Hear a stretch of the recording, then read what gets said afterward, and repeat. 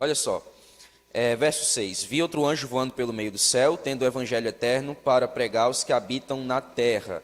E a cada nação, tribo, língua e povo, dizendo em grande voz: temei a Deus e dá-lhe glória, pois é chegada a hora do seu juízo. E adorai aquele que fez o céu, a terra, o mar e as fontes das águas. Primeira mensagem angélica. Segunda agora, verso 8. Seguiu-se outro anjo, o segundo, dizendo: caiu, caiu a grande Babilônia, que fez com que todas as nações bebessem o vinho do furor da sua prostituição. Terceira mensagem, verso 9. Seguiu-se a estes outro anjo, o terceiro, dizendo em grande voz: se alguém adora a besta e a sua imagem, recebe a sua marca na testa ou na mão, também esse beberá do vinho do furor de Deus, preparado sem mistura, no cálice da sua ira, e será atormentado diante dos santos anjos e na presença do Cordeiro. A fumaça do seu tormento sobe para todos sempre, e os adoradores da besta e da sua imagem, e quem quer que receba a marca do nome da besta, não tem descanso algum, nem de dia nem de noite.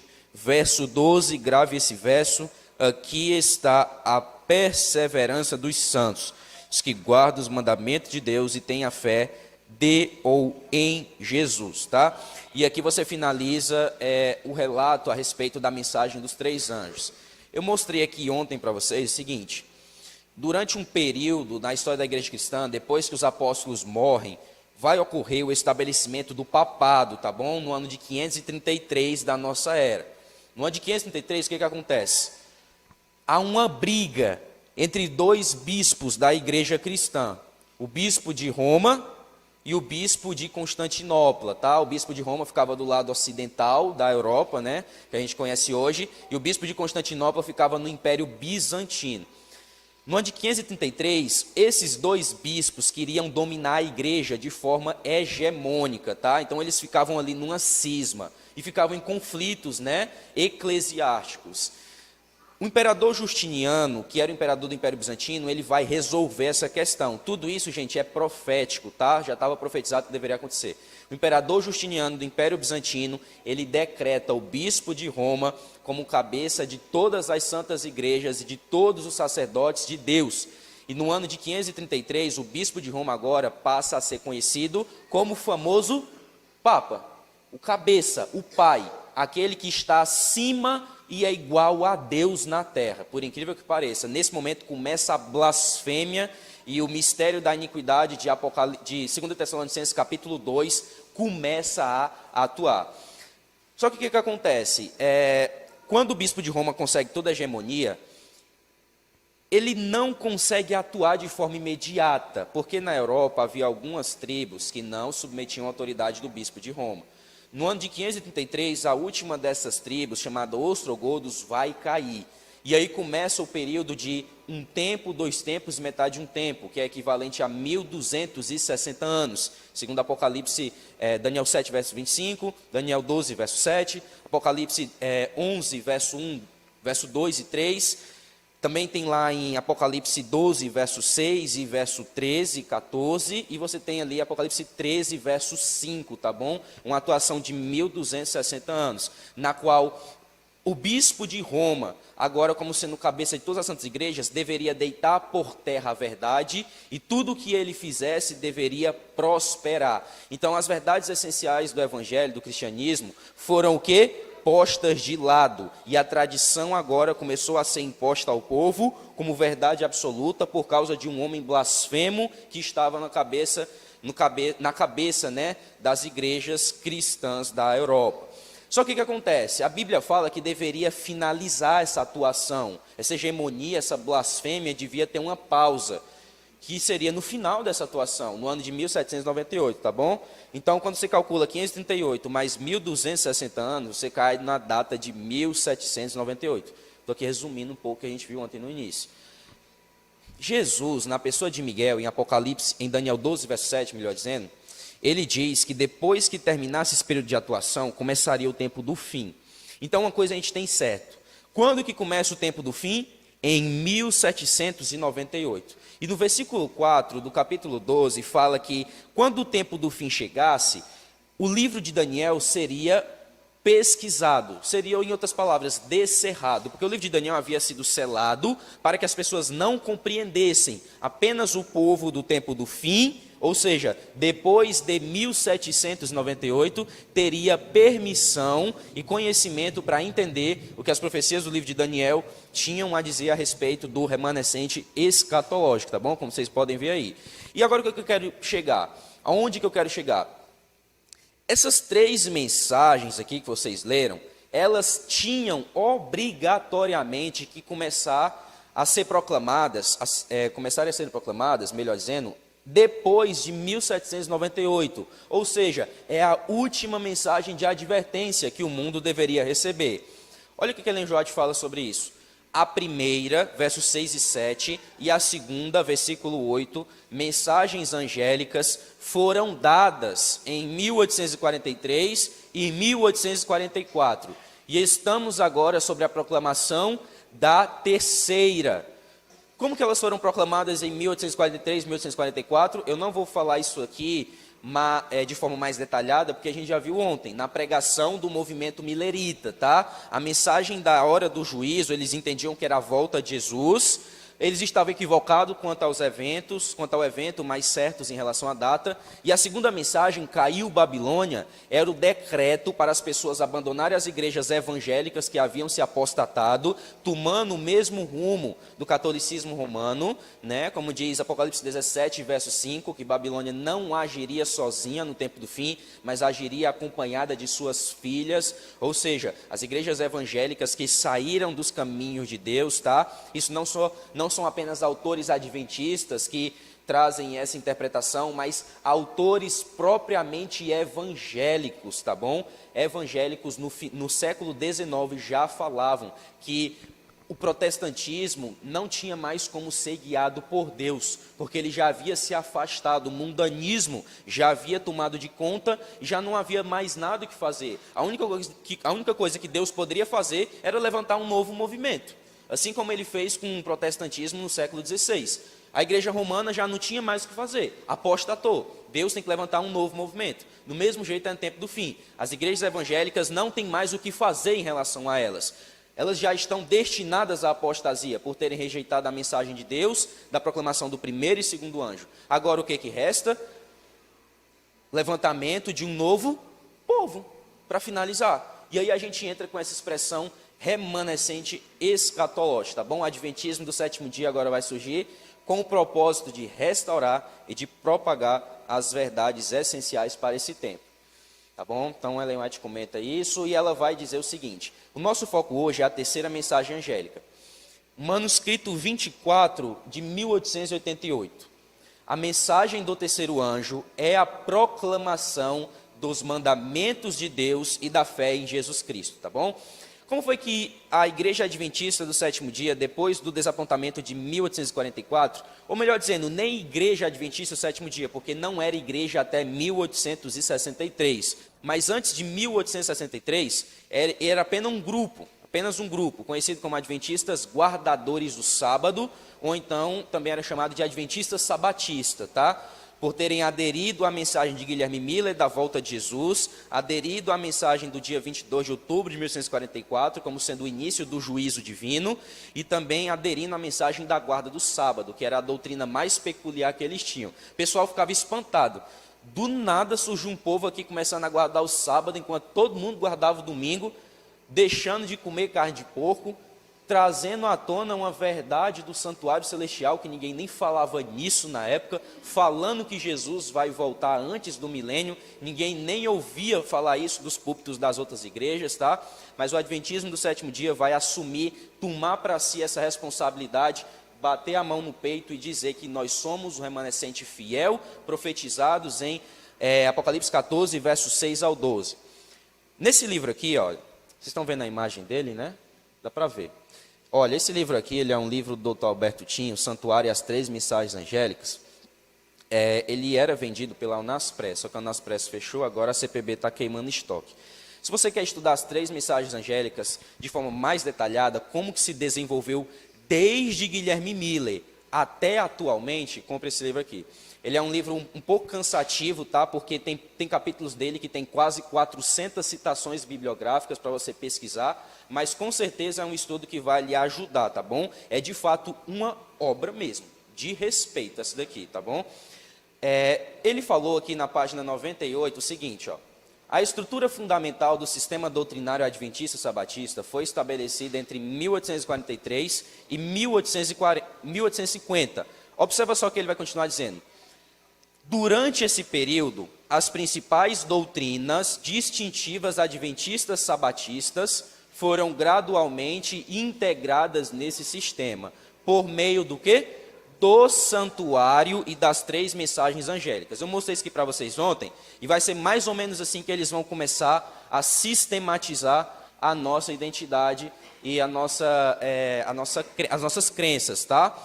Primeiro ponto que vai surgir é o que está no meio aqui. A doutrina de Jesus como nosso sumo sacerdote no santuário celestial, atuando desde 1844, segundo Daniel 8, versículo 14, tá? Com isso, outras verdades essenciais também começam a vir à tona. Ó. O santuário, a gente estudou quarta-feira, eu não estava aqui, mas vocês, no caso, né, estudaram quarta-feira, que nos primeiros textos do Espírito de Profecia, Ellen G. White vai dizer o seguinte, a verdadeira compreensão do santuário constitui o alicerce do quê? Da nossa fé. Então, quando o santuário foi descoberto após 1844, Deus começa a revelar as verdades que o povo deveria sustentar para esse tempo. A lei de Deus começa a vir à tona. O indivíduo às vezes se pergunta, né? O que tem a ver a lei de Deus com o santuário? Meu amigo, o que tinha dentro da Arca da Aliança no lugar santíssimo? As tábuas da lei, incluindo o sábado, o ministério sacerdotal de Jesus Cristo, imortalidade condicional da alma, né? O ser humano quando morre não vai nem para o inferno, nem para o céu, nem para o purgatório, nem para lugar nenhum, ele vai para o pó da terra, aguardando o fim do juízo. Justificação pela fé. Posso fazer alguma coisa para me salvar? Não. Então eu sou justificado pelo quê? Unicamente pela fé. A lei é uma consequência da minha justificação pela fé. A guarda da lei. O dom de profecia manifestado em Ellen G. White. Terceira mensagem angélica, como sendo a última mensagem a ser proclamada. Segunda vinda de Jesus pré-milenial. Entenda uma coisa, pré-milenial é antes do milênio. Por que eu coloquei aqui categoricamente segunda vinda pré-milenial? Porque os evangélicos não criam assim na época do adventismo aqui, quando estava surgindo. Eles acreditavam que Jesus ia voltar depois do milênio. É Miller que traz à tona que Jesus não ia voltar depois, mas antes do milênio, tá? Depois, se vocês estudarem da onde foi que surgiu essa ideia que Jesus vai voltar depois do milênio e vai estabelecer 1000 anos de paz na terra, vocês vão ver que isso vai preparar o caminho para Satanás se manifestar como se fosse Jesus, tá bom? Olha só, juízo em suas 3 fases, né? Juízo de investigação, 1844, e quando é mesmo que finaliza? Qual é o mesmo dia que finaliza o juízo de investigação? Alguém sabe me dizer?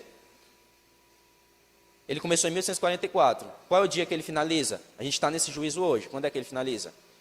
Vocês não sabem a data? Eu também não. É no fechamento da porta da graça. E ninguém sabe quando a porta da graça vai se fechar. Depois disso, você tem o juízo de comprovação, que acontece no céu durante 1000 anos. Né? Apocalipse capítulo 20, 1 Coríntios capítulo 6, fala detalhadamente, né? Serve para julgar os perdidos e os demônios, saber o porquê que eles se perderam. E a última fase, juízo de execução. Não precisa nem falar muito. Lago de fogo de Apocalipse, capítulo 20, versículo 15, tá bom? E assim a gente vai desenvolver as nossas doutrinas principais. Olha só. Voltando ao que Alberto Tim vai comentar, ele vai dizer o seguinte. John Andrews, ele foi um dos principais estudiosos, tá, da Igreja Adventista no início, falou do santuário em 1867 como a grande doutrina central do sistema doutrinário adventista do sétimo dia, por ligar inseparavelmente todos os pontos de sua fé e apresentar o tema como um grande todo. No ano seguinte, em 1868, Tiago White afirmou que a purificação do santuário celestial é a chave para o grande movimento do advento, tornando tudo claro, e que sem ele, né, sem essa doutrina da purificação do santuário, o movimento adventista ele é inexplicável. Então, sabe o que acontece hoje? É que a gente não se aprofunda nos nossos temas que nos trouxeram à tona. A gente chama tanto essa igreja porque um irmão foi nos dar estudo bíblico, mas essa igreja ela tem um início. E nós devemos conhecer as suas raízes, tá bom? Devemos estar firmados na presente verdade, porque essa igreja ela tem um propósito, ela não é mais uma. Ela não é uma igreja, ela é a igreja. Então eu sei que ela é a igreja, eu não estou falando isso de forma exclusivista, como alguns irmãos evangélicos e eruditos vão interpretar. Poxa vida, os adventistas acham que só eles vão ser salvos. Não é isso, meu amigo. Não são só eles que vão ser salvos, mas é só eles que têm a verdade. Só eles. Se fosse para todo mundo ter a verdade, para que Deus levantou isso aqui? Deus não precisaria levantar, bastaria ele continuar com o movimento evangélico que existia no século XIX. Mas se ele levantou, é porque ele quer preparar um povo e separar esse povo do mundo, consagrando ele para si, para que quando Jesus volte, possa encontrar uma geração de pé quando ele se manifestar, tá bom? Vamos prosseguir? Uma coisa eu tenho para falar para vocês, é muito bom falar só de coisas boas, né? Deus levanta um povo para pregar o evangelho e salvar o seu povo. É muito bom a gente ouvir só essas partes delicadas e suaves do evangelho eterno para esse tempo. Agora, o que acontece? O Apocalipse, meus irmãos, ele não fala só das ações de Deus. Ele não fala apenas das ações de Deus. Ele fala também das ações de quem? De Satanás. No Apocalipse você tem o protagonista, o Cordeiro, cabeça da igreja de Deus, e você tem um antagonista do Cordeiro. Quem é um antagonista? O próprio diabo, o próprio Satanás. Então, olha só, uma vez que eu sei que Satanás ele trabalha com contrafações, olha o que eu vou dizer agora. Uma vez que eu sei que Satanás trabalha contrafazendo, imitando Deus, se Deus levanta 3 mensagens angélicas, Satanás levantaria o quê? Também 3 mensagens imitando para enganar o povo aí fora e o povo aqui de dentro, para que eles possam ser enredados e enlaçados nos enganos dos últimos dias. Ontem a gente leu o primeiro verso, Apocalipse 12, verso 17, quando diz lá que irou-se o dragão contra a mulher, o sentido original ali é que ele está mais irado como nunca antes. E foi perseguir o remanescente fiel que guarda os mandamentos de Deus. Ele está mais irado do que nunca antes, porque o próprio capítulo 12 fala que quando ele é expulso do céu, ele tem em mente que pouco tempo lhe resta. Então ele quer investir o máximo possível para quê? Para abafar as verdades essenciais para o nosso tempo, para ver eu e você cair na palma da mão dele por não ter se dedicado ao estudo da palavra de Deus. Tem indivíduo que passa 30 anos da igreja, mas não sabe o básico do que significa ser o remanescente fiel e escatológico. Meu amigo, Satanás estuda isso a todo momento, e ele não estuda só, mas ele ensina para os seus servos. Sabe para quê? Com o objetivo de te fazer cair, de te fazer passar vergonha, porque quando o servo de Deus tem a oportunidade de apresentar as verdades para esse tempo, mas ele não estava capacitado, Jesus é colocado em escárnio, porque Jesus deu todos os métodos na palma da mão. Você tem tudo que você precisa, mas você não se prepara? Você está envergonhando o nome dele. Então nós como povo devemos ter a responsabilidade, como diz a profetisa Ellen G. White, lá em Testemunhos Celestiais 3, devemos ser fiéis ao legado que nos foi confiado. E se eu não for fiel?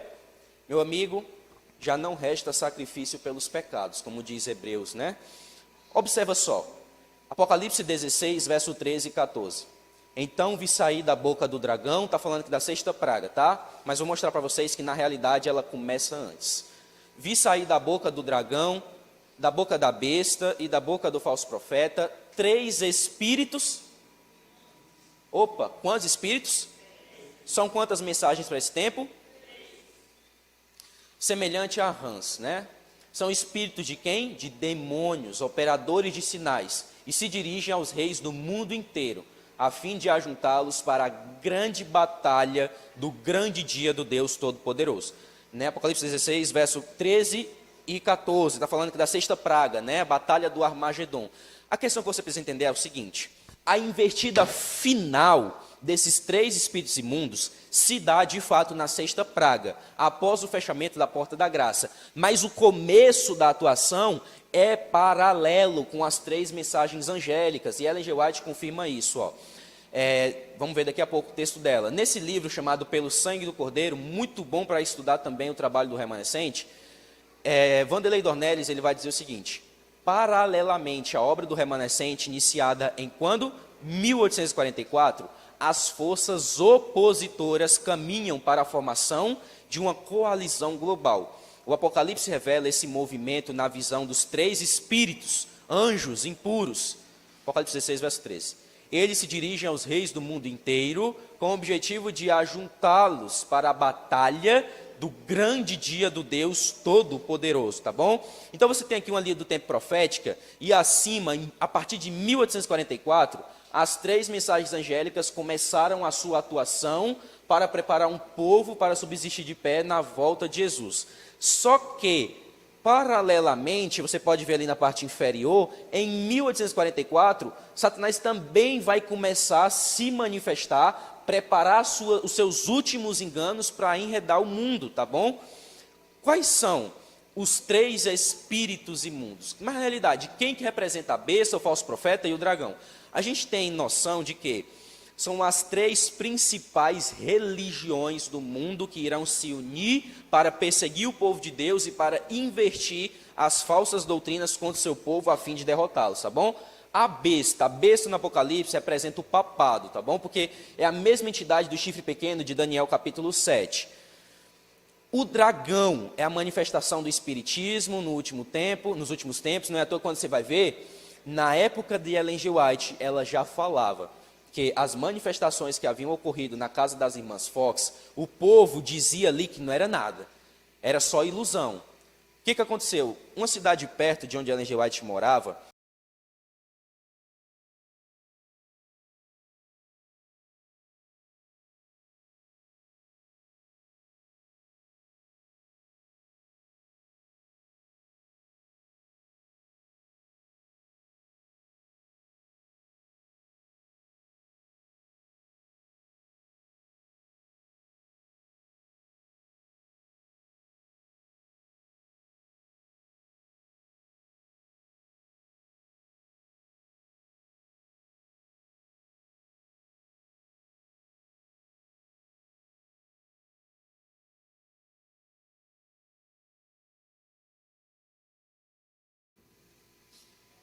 Oi. Dando para ouvir? Ih, rapaz, vou ter que voltar, não é possível, que eu acho que alguém não ouviu. Tô brincando, voltar não. Bota em primeiro slide, irmão, por favor. Tô brincando. Você observa aqui o seguinte, ó. Ellen G. White comenta que no tempo atual, essa tríplice união já está se realizando para poder alcançar o seu clímax na Batalha do Armagedon, que é a 6ª praga, tá bom? Qual é o objetivo de Satanás? Qual é o objetivo primordial? O âmago. O que está lá dentro do coração de Satanás em fazer essas suas últimas investidas? Olha o que Ellen G. White revela no Grande Conflito, né? Está aqui, ele aqui, página 582. Desde o início do grande conflito no céu, tem sido a intenção de Satanás subverter a lei de Deus. Foi para realizar isso que entrou em rebelião contra o Criador. E posto que fosse expulso do céu, continuou a mesma luta na terra. Enganar os homens, levando eles a transgredir a lei de Deus, é o objetivo que Satanás perseverantemente tem procurado atingir. Olha o que ela vai finalizar. O último grande conflito entre a verdade e o erro não é senão a luta final da prolongada controvérsia relativa à lei de Deus, tá bom? Então, o último grande conflito, ele vai se basear nessas 2 posições. Leis demoníacas promulgando a adoração mediante um falso dia, e leis celestiais promulgando a verdadeira adoração através do verdadeiro dia, o Santo Sábado do Senhor. Só que o que acontece? Hoje nós estamos na época da propagação da mensagem do terceiro anjo. Só que essa mensagem, ela não vai conseguir ter todo o seu poder e todo o seu vigor sem que antes aconteça algo profetizado em Apocalipse 18. Você pode até pregar, você pode se acabar de pregar aí fora, mas você não vai conseguir pregar de forma suficiente, a menos que aconteça um evento sobrenatural, que já estava profetizado em Apocalipse 18, verso 1 e 2. Olha o que diz: depois dessas coisas, vi descer outro anjo, que tinha grande autoridade. Observe aqui a referência: 3 mensagens angélicas, anjos voando pelo meio do céu. Esse quarto anjo aqui, ele faz o quê? Desce para a terra. Que tinha grande autoridade, e a terra se iluminou com a sua glória. Nenhum dos 3 anjos fez isso, mas esse faz. Então exclamou com potente voz, dizendo: caiu, caiu a grande Babilônia. Repetindo a segunda mensagem angélica, né? Ela se tornou morada de demônios, refúgio de toda espécie de espírito imundo e esconderijo de todo tipo de ave imunda e detestável. A queda de Babilônia se completará quando esta condição for atingida e a união da igreja com o mundo tenha se consumado em toda a cristandade. A mudança é gradual e o cumprimento perfeito de Apocalipse 14, verso 8, que fala sobre caiu, caiu a grande Babilônia, na segunda mensagem angélica, está ainda onde? No futuro. Ou seja, o cumprimento da segunda mensagem angélica começou em 1844, denunciando os erros de Babilônia, mas ela só vai finalizar quando a obra também finalizar, e a obra não finalizou. Tem erros ainda a ser denunciados, e é mediante o poder desse quarto anjo que os erros conseguem ficar às claras para todo mundo, tá? E aí isso acontece como resultado da rejeição da tríplice advertência do capítulo 14, versos 6 ao 12. A questão agora é: o que é esse quarto anjo, meus amigos? Olha só, o texto diz que esse anjo desce do céu e ilumina a terra com toda a sua glória. Quando você vai para Atos, capítulo 2, versículo 4, olha só o que vai dizer. Capítulo 2, verso 2 e 4. De repente veio da onde? Do céu, um som como de vento impetuoso. Encheu toda a casa onde estavam sentados os apóstolos. E todos ficaram cheios de quê? Do Espírito Santo. João está fazendo uma alusão a Atos capítulo 2, quando o Espírito Santo desce para começar a obra do Evangelho na chuva temporã. Essa obra vai se repetir no final dos tempos, para a proclamação do alto clamor sobre o poder da chuva serôdia. Então esse anjo que desce aqui, muita gente diz por aí, desde a época de Ellen G. White já dizia, algumas pessoas usadas pelo diabo, dizendo que esse anjo aqui é uma nova igreja que vai surgir, que Deus vai abandonar o adventismo e vai levantar uma nova igreja, que é o quarto anjo. Interessante que Ellen G. White nunca falou isso na vida, e ainda repreendeu duramente quem falava isso, porque esse quarto anjo ele não vem para se separar do terceiro, ele vem para quê? Olha o que ela vai dizer, ó.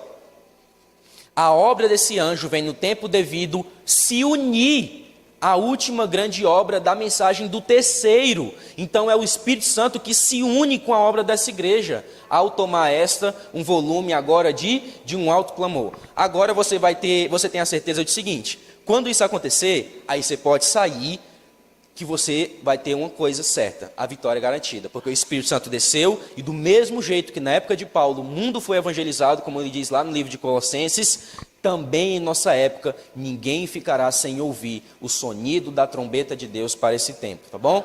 Então, você prosseguindo aqui, vamos finalizar agora com como que vai acontecer, meu irmão, como é que vai ser quando a chuva serôdia cair?